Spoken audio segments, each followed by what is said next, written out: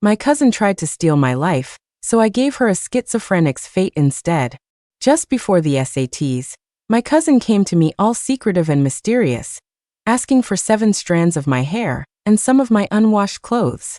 She said it was for a special ritual to bring me good luck on my exams. But I'd already discovered her little secret last month. My dear cousin was trying to swap her fate with mine, so I gave her the hair and clothes of a mental patient. I can't wait to see her go feral, screeching and crawling through the wilderness like one of those monkeys on Mount May.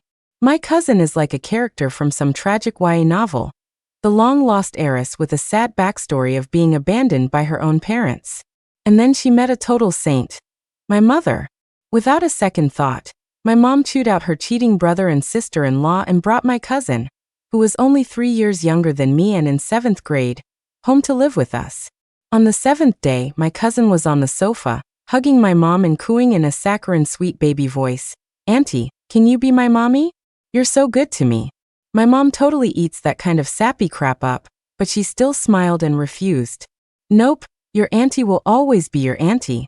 As they snuggled and cooed like a picture-perfect mother and daughter, I just rolled my eyes and went to my room to study. My parents are business people, always busy and often away on trips.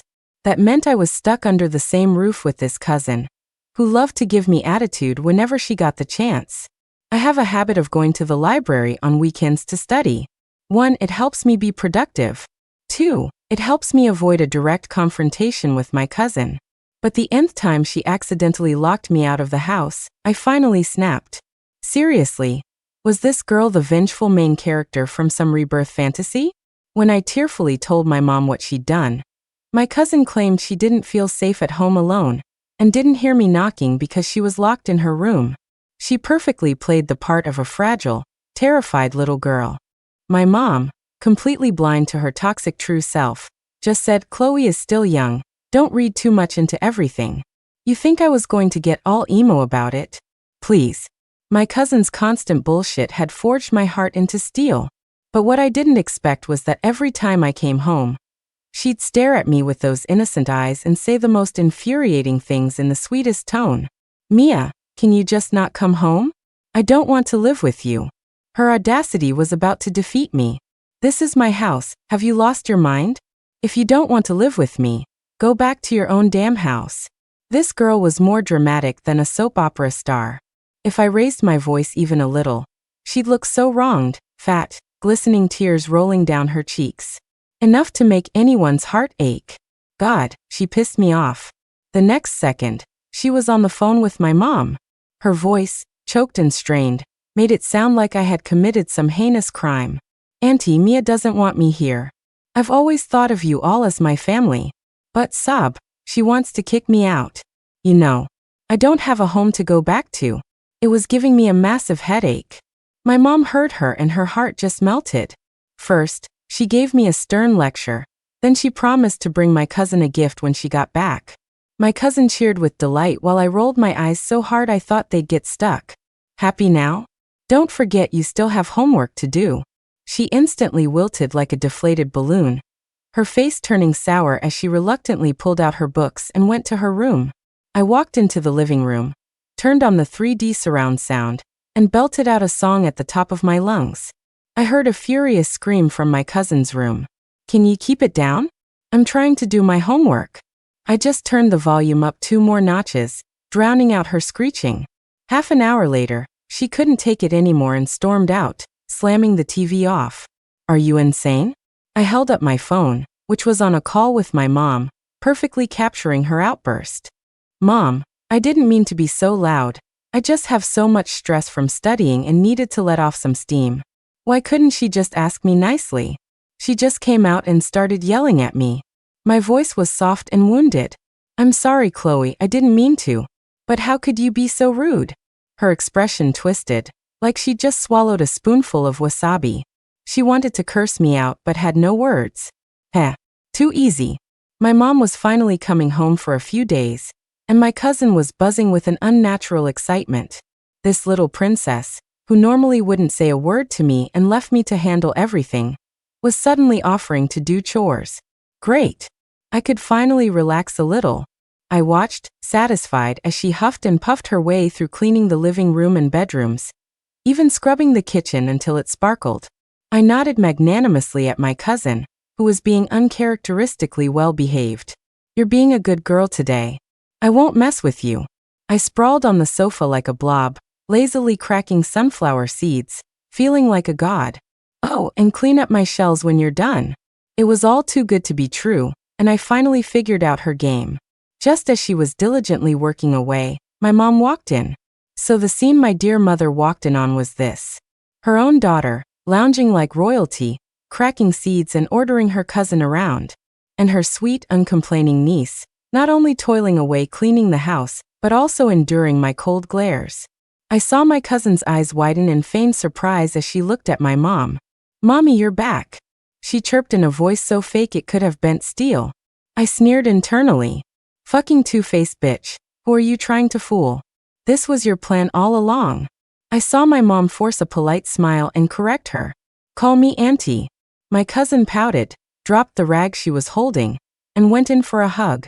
My mom's expression instantly turned to horror. She stared at my cousin's hands, which were black as coal, and twisted her body like a centipede to narrowly dodge the physical assault. I couldn't help but laugh. She patted my cousin's head. "Go wash your hands first, Chloe. I need to talk to your sister for a minute." My mom hauled me to my feet. Before we left, I glanced back at my cousin.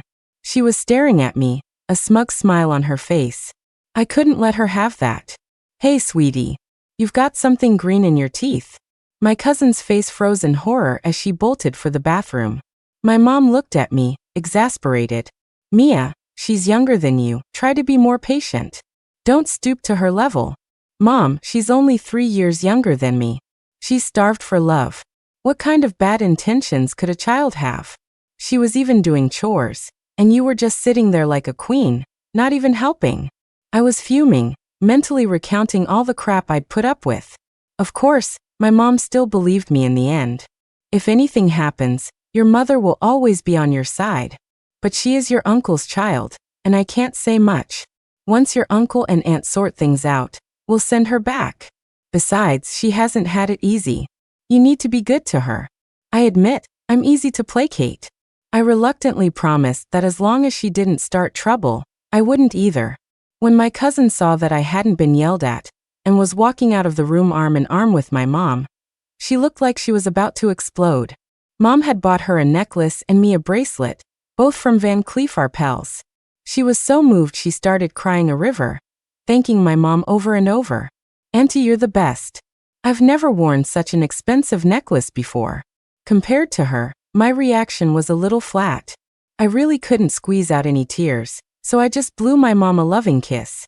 Thinking about the charmed life I'd had since birth with countless pieces of jewelry, it was inevitable that my cousin would feel a little bitter. That night, she snuck into my room. When she saw my collection of makeup, jewelry, and bags, she couldn't hide the jealousy in her eyes.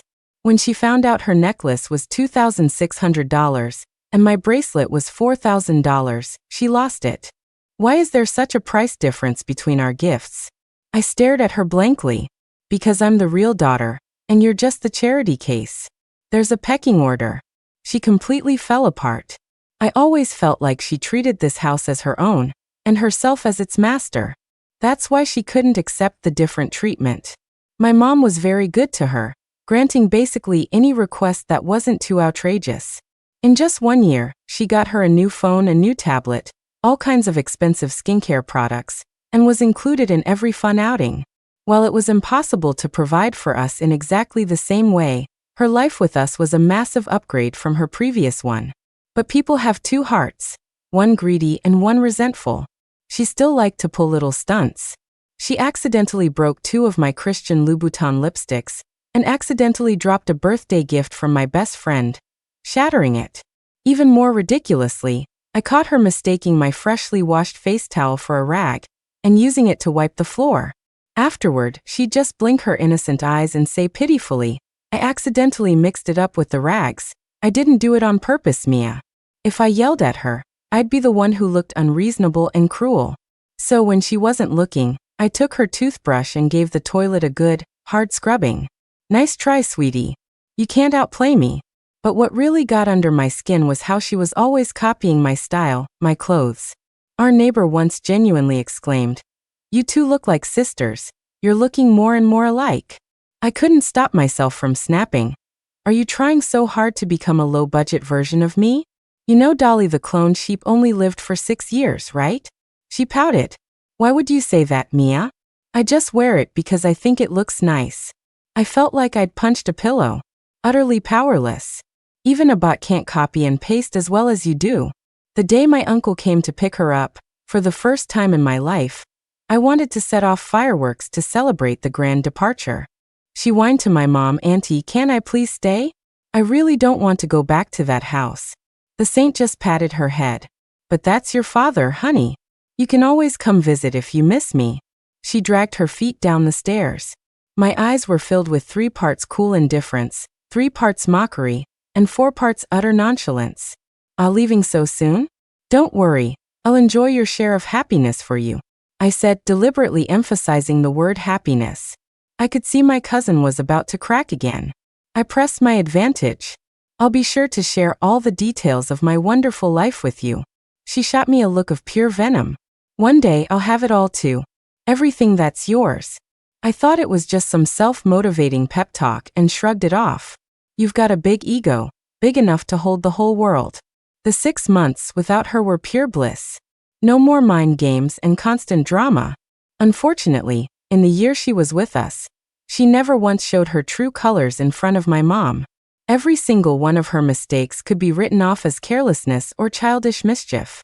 It was like a war waged only between the two of us. But a woman's intuition is a powerful thing.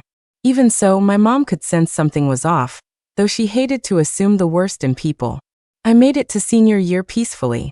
Without my cousin's interference, my grades were consistently number 1, and I'd even topped the district-wide exams several times. My goal was to be the state's top scorer.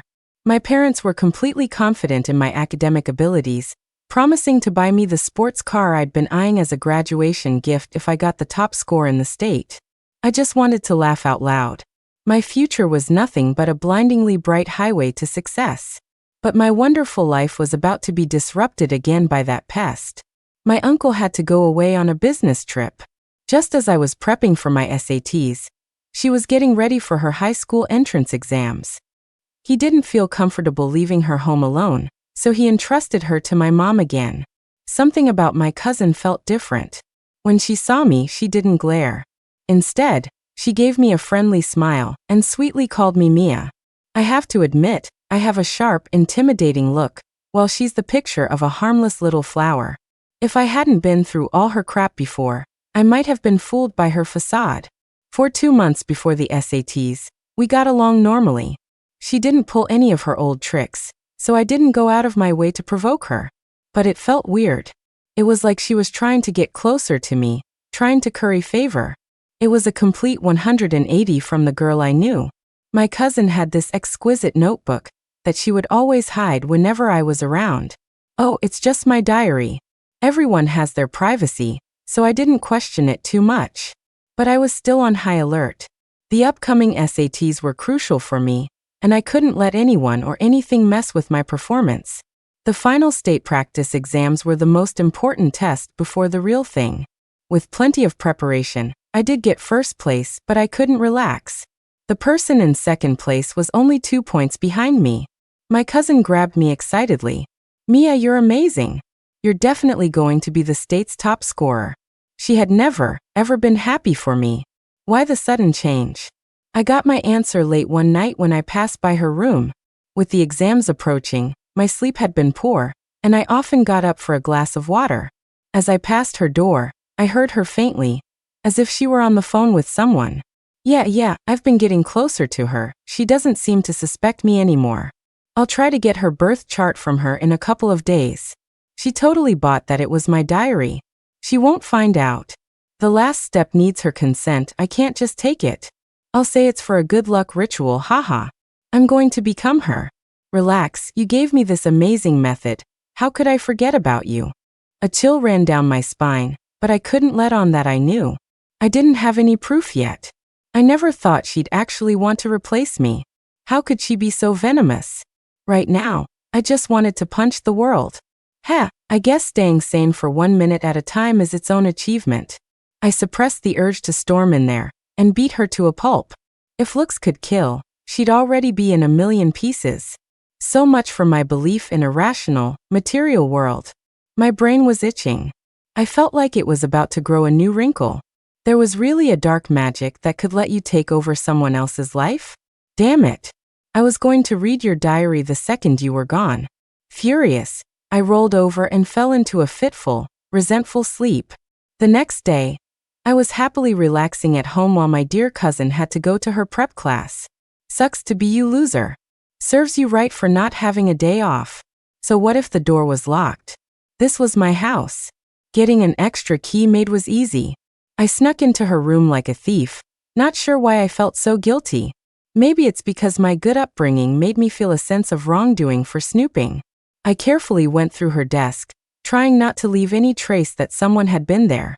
Before I found the notebook, I found another one, her real diary. It was filled with her jealousy and malice towards me.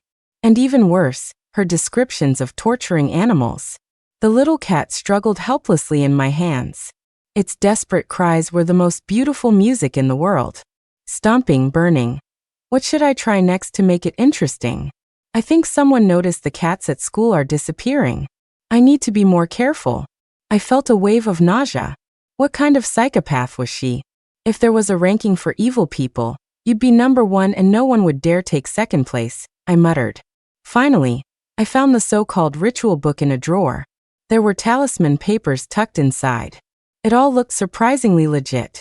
I read it from beginning to end and picked out 2 key things. One was my birth chart. The other was 7 strands of my hair and my unwashed clothes, which had to be burned with my cousin's hair and clothes and the talisman at midnight during the ghost month. This would complete the life swap. She would become me, and I would become her. The difference was she would replace me, and no matter how much I screamed and protested, I would be treated like a lunatic. And all my luck and intelligence would be transferred to her. The thought made my blood run cold. My whole body went numb, and my back felt like ice. It was like a demon from hell was staring at me. I just wanted to grab a giant sword and send her there myself. True or not, I couldn't risk it. Even if this so-called life swap was bogus, I couldn't gamble. I wouldn't. I took pictures of everything, put it all back exactly as I found it, and carefully closed and locked her door. The SATs were just around the corner, and now I had to deal with this mess. What rotten luck to be stuck with her. This kind of supernatural stuff was hard to explain. Who would even believe me? I had to be fully prepared. She was going to get what she deserved. The question was, whose birth chart and whose personal items? The old lady next door with the limp? No, she was living a pretty happy life. Paraplegic Mr. Lee from down the street? No, different gender, not sure if it would work. How about Sarah from the nearby mental hospital? Ever since her child died and her arm was broken, she'd been erratic, always screaming about the injustice of the world. Actually, I didn't think she was crazy. It was just the desperate screaming of a broken, oppressed person. A poor soul. I found Sarah sitting in a wheelchair, her eyes numb and empty. The moment I approached, she started wailing, scratching at the wall with her nails so hard they started to bleed, seemingly feeling no pain. Do you want a new start in life? She fell silent, but tears streamed down her face. How can I start over? I didn't even have the right to be sad before they forced me in here. Maybe I really am crazy. Give me your birth chart and some of your unwashed clothes. You might get a chance. Her hand trembled as she wrote down her birth chart on a piece of paper and gave me the clothes she'd worn yesterday. I pulled out 7 strands of her hair. As I left, she laughed at herself. I can't believe I actually fell for that.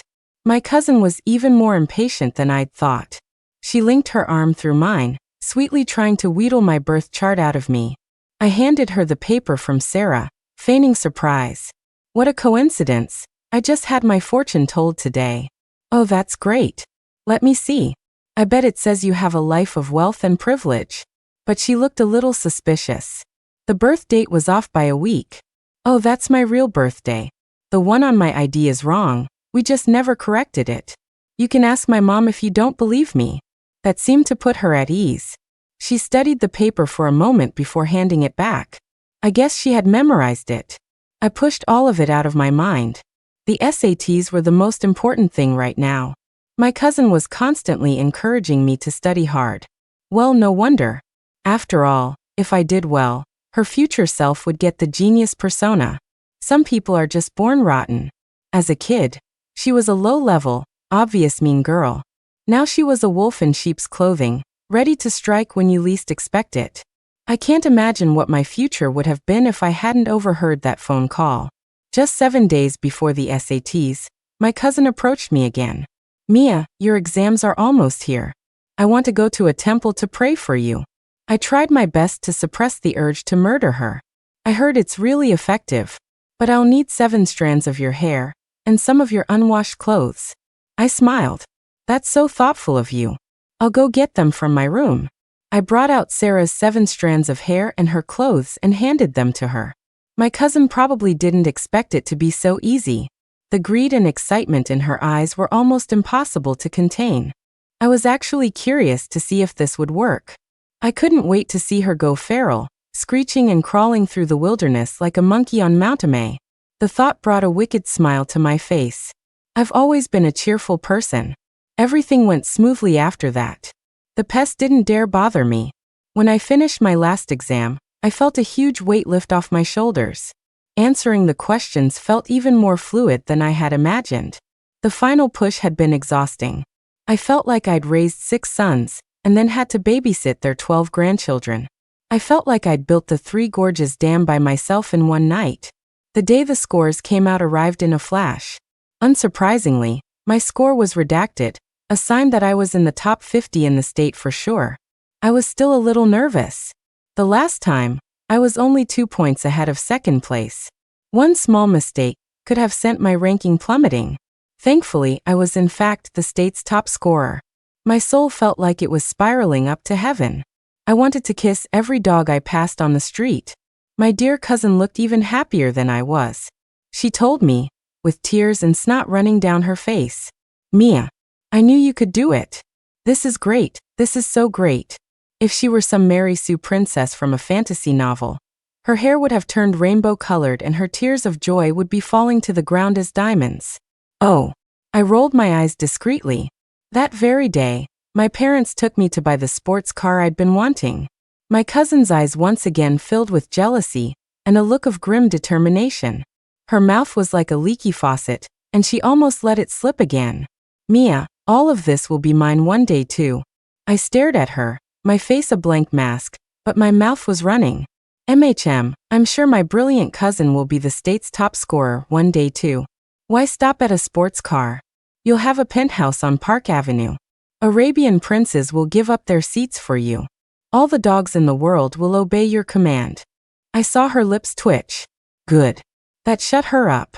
A little while later, it was time for her high school entrance exams. My dear cousin showed no signs of nerves or anxiety. Her foundation was actually decent, and the prep classes had improved her skills. Getting into a good high school was no problem. Even if she didn't get into the honors track, she had me, the sucker, working my ass off for her. After the life swap, my state's top scorer title would fall right into her lap. Today was the Ghost Festival. She was rubbing her hands together in anticipation. I was getting excited too. My cousin left the house with a bulging backpack. I followed her, sneaking along behind. What can I say? People love drama. I watched as she burned her clothes and hair with Sarah's, sticking the talisman to the incinerator and chanting under her breath. I sighed. You insisted on stealing my life. You were unjust first, so don't blame me for being unkind. You becoming a psycho is fine by me. It's not like I'm the picture of sanity myself. We can be evenly matched patients, with equally messed up conditions. Hee hee, I can't wait to see you lose it. I tiptoed away, eagerly awaiting what would happen tomorrow to Sarah and Chloe. After my little stunt, I suddenly felt at peace with the universe. The world kisses me with pain, and I repay it by being fair-skinned, beautiful, long-legged, big-eyed, long-lashed, well-figured, and highly intelligent. Being targeted and envied just means I'm too exceptional. The next morning, I couldn't wait to open my cousin's door. There she was. She was staring at the mirror in disbelief, her hands tracing her now smooth, delicate skin. I knew it was because the ritual had worked. Sarah looked at me in shock, still unable to process the drastic change. What's happened to me? I explained the whole story to her, and reminded her that she was Chloe now, so she better not blow her cover. She dropped to her knees, about to kowtow to me. It was the only way she could express her gratitude. I quickly helped her up. You're my cousin now. Don't be so formal with me. But she was still hesitant, terrified and unsettled by having swapped bodies with someone else. What about the young girl? She's me now? What will happen to her? I threw Chloe's diary about torturing cats at her. She got what she deserved. Being locked up in a mental hospital is a good thing. At least no more cats will suffer at her hands. Compared to the malicious Chloe, Sarah deserved a good life to make up for her past sorrows. Sarah was born into a patriarchal family she could never escape. Her parents forced her to drop out of high school and get married, just so they could use the dowry money for her brother's tutoring. The man she married was a beast. He gambled, drank, and played mahjong all day. Whenever he was in a bad mood, he'd take it out on Sarah. Her only pillar of support was her precious daughter. Mommy, I'm going to make a lot of money when I grow up. We'll live in a big house, far away from Daddy. I'm going to buy you so many pretty dresses. I want you to be the happiest mommy in the world. With you here, Mommy, I'm not afraid of anything. But her beloved daughter, the center of her universe, died in an accident at the age of 6. Her husband showed no grief, only rage as he beat her with a stick. You're a jinx. You killed my child and my luck. You're a useless hen who can't even lay another egg. Do you want our family line to die out? To him, Sarah was just an outlet. Domestic violence seemed to be his way of proving his masculinity, his only way to display his dignity. She screamed and struggled helplessly, until she finally became a pool of stagnant water. From that day on, she became the madwoman everyone talked about, and her husband had her committed to a mental hospital. She was drowned in despair and pain. I still remember the day I went to see her at the hospital. Sarah gave me a bitter smile. They say every home has a light, but women are the fuel. Start over? How can I start over? So I took her birth chart, her hair, and her clothes. Just try it. You've got nothing to lose and everything to gain. Some people are fighting just to live, while others are plotting to take what isn't theirs without lifting a finger. Shameless and selfish. And now, she was completely free from her past, with a brand new identity. The high school entrance exam results came out. Chloe got into a top-tier high school on a special admission slot. Our family was happy and harmonious. My mom was surprised by my change in attitude towards her. I couldn't exactly tell her she'd had a soul transplant. That would be terrifying. Let's just let bygones be bygones. It's nice that we're getting along now, I said, feigning maturity. My parents, though they found it strange, were mostly just relieved. As I was heading out to go shopping, I overheard the neighborhood ladies gossiping. That Sarah in the mental hospital has become a completely different person. She keeps yelling that she's someone named Chloe. It's so strange. Yeah, and she keeps asking people who she is. Her mind is all muddled. I couldn't help but smile. Hee, I bet you were pleasantly surprised, my dear cousin. I decided to pay her a visit. After all, I hadn't seen her go crazy yet. When I stepped into her room, she was in the middle of smashing a mirror. She was muttering to herself, "Who is this? How could this happen?" She clutched her head, unable to accept the scene before her. She looked up, and her eyes met mine. "Mia, what's going on? You're here to take me away, right?" Her eyes were filled with helplessness and panic. She trembled as she hugged me. I fought the urge to throw her off me. "Are you really Chloe?" She nodded, her vision blurred with tears. I woke up and I was here, in a stranger's body. Savez-me, Mia. I'm so scared. I don't want to be here anymore. If she still had her old, innocent-looking face, she might have looked pitiful. But now, wearing Sarah's skin, with tears and snot mingling on her weathered, wrinkled face, she didn't look heart-wrenching at all. She just looked ridiculous. Seeing her still trying to act and deceive me, I had to think of every sad thing that had ever happened to me just to keep from laughing out loud. Oh, give it a rest. Do you really think I'm that stupid? I threw her diary at her and poked her in the forehead. Explain this. My dear sweet cousin? You think you can fool me with that pathetic acting? She choked. Faced with hard evidence, she wanted to argue but couldn't find the words. So you're just here to laugh at me? I nodded. Duh. Who doesn't love watching a monkey perform? I'm getting a free circus show. She snapped and cut me off. When did you know? I heard you on the phone, I answered honestly. So you just played along with me? How can you call it playing along? We had a psychic connection. We worked together to complete this grand mission. Didn't you want to swap lives? I helped you out, and now you're blaming me? I could see the cracks forming in my cousin's sanity. Aren't you a mental patient now? Why aren't you going crazy? I asked, puzzled. The moment the words left my mouth, she shot up like a rocket and started trying to scale the walls. Who are you? Then who am I? Hey. I watched as she grabbed a slipper, put it on her hand like a puppet, and started clapping wildly. Then she grabbed the emergency cord in the room, tied it to a post, and took a flying leap. I'm a monkey. I can swing and swing. I nodded, satisfied. Excellent. The world now has one more person whose mental state is as wonderfully unhinged as mine.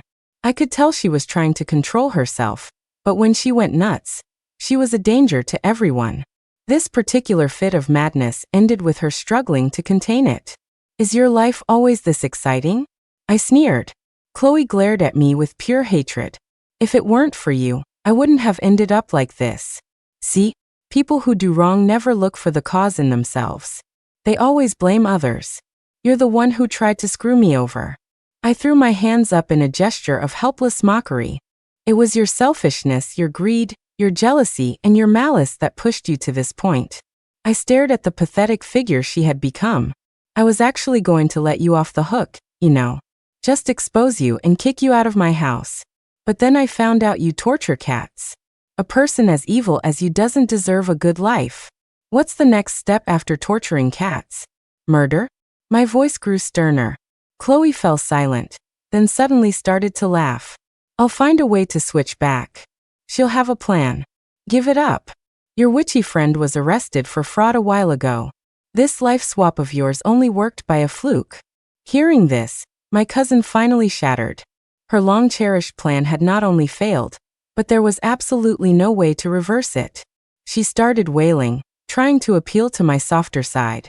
Mia, I was wrong, sis. Please let me out. I'll never do it again. I gave her a gentle smile, and a flicker of hope appeared in her eyes. You've got to show some sincerity. I remember you're not very athletic. How about this? Hold a plank for 10 minutes. When you're done, I'll take you away. Chloe's mouth twitched in a 360-degree spasm. She resignedly got into position, her broken arm trembling. Nope, not straight enough. Start over. Hey, what are your hands doing? Start over. No way, you can't even hold it for that long? Just as the sun was setting, she finally completed the task I had set for her. She collapsed on the floor, her eyes looking at me with desperate hope. Can you take me away now, Mia? I personally extinguished the flame of hope in her eyes. In your dreams. I was just messing with you. Are you more likely to believe I'd let you go, or that I'm the first emperor of China? You can stay here and atone for what you did to those cats. I turned to leave. Suddenly, she lunged at me, her hands clamping around my neck. You think I'll let you get away with this? If I'm going down, you're coming with me. But her left arm was broken, limp, and useless. So I only had to struggle a tiny, symbolic bit before I easily threw her off. You can't even use your arm, can you? Ahaha, you got what you deserved. Sarah will live a new life in your place, so don't you worry. She'll make the name Chloe famous. So please continue living your life as Sarah. I ignored her breakdown and left the mental hospital. I didn't expect to ever come back. After a 2-month break, Sarah had completely adapted to her new identity as Chloe. The chance to study, something she had once dreamed of, was now easily within her grasp. You only truly cherish something after you've lost it. She treasured our kindness and gentleness, the friendly classmates at school, and every single minute in the classroom. She gave up almost all her free time, working tirelessly to catch up on the subjects she had missed. Day after day, She burned the midnight oil. By the second semester of her junior year, she had finally climbed out of the bottom ranks of her class and was pushing for the upper middle tier. In her senior year, she studied like her life depended on it. I had to remind her to take breaks. If you don't have the fate to win lying down, you have to stand up and run. Her hard work was not in vain. I watched as her rank shot to the top of the class. Those who have tasted bitterness will naturally cherish every bit of sweetness, every bit of love. Even if regrets can't be completely erased, they are softened by time and compensated for. The deadness in Sarah's eyes was replaced by vitality. A bright smile finally blossomed on her face. I still want to thank you again. Without your help, I would have been trapped in that mental hospital until I died. You're Chloe now. Stop being so formal with me. I clapped her on the shoulder. I felt like a system in one of those novels, helping a tragic female lead change her destiny. The thought was exhilarating. On the day of Chloe's college entrance exams, I heard the last piece of news about Sarah. They said Sarah had been constantly trying to escape, refusing medication, and attacking the medical staff. They said a cat that sometimes rested at the mental hospital had died. They said Sarah's brother had racked up huge debts, bankrupting the family. They said Sarah's beast of a husband had suddenly remembered her and tried to take her away. But she had fought back wildly, and in the end, they both fell into a river and drowned. Ai, so pitiful, I heard one of the ladies sigh. Pitiful? The one who was pitiful was the real Sarah, not her. I distanced myself from all the drama surrounding her and went to pick up Chloe after her exams. Chloe got into a prestigious, top-tier university, accepted into their pre-law program. We raised our glasses in celebration, toasting the past and the future. Why did you still want to study law? Your science scores were actually more outstanding. She swirled the wine in her glass, her words casual but firm. I want my footsteps to cover every corner of human knowledge, to reclaim achievements for women in fields dominated by men. I want to ensure that in the future, no more women will suffer from domestic disputes that are actually cases of intentional harm. I want to rise to the top of this field, so there will be no more so-called justice that only considers men's perspectives. So that girls born into families that devalue them can bravely seek my help, so they won't be forced into the roles of good wife and loving mother. So that under fair judgments, they can enjoy the rights they deserve as women. Not to be belittled, not to be objectified, not to be bound by outdated social norms, not to have their lives confined to a standard template. No longer an appendage of a man or a toxic family, but the master of their own lives. We can boldly say no, facing down cold stares and mockery, and fight for what is rightfully ours. Chloe and I looked at each other and smiled. Congratulations on your new life. The end.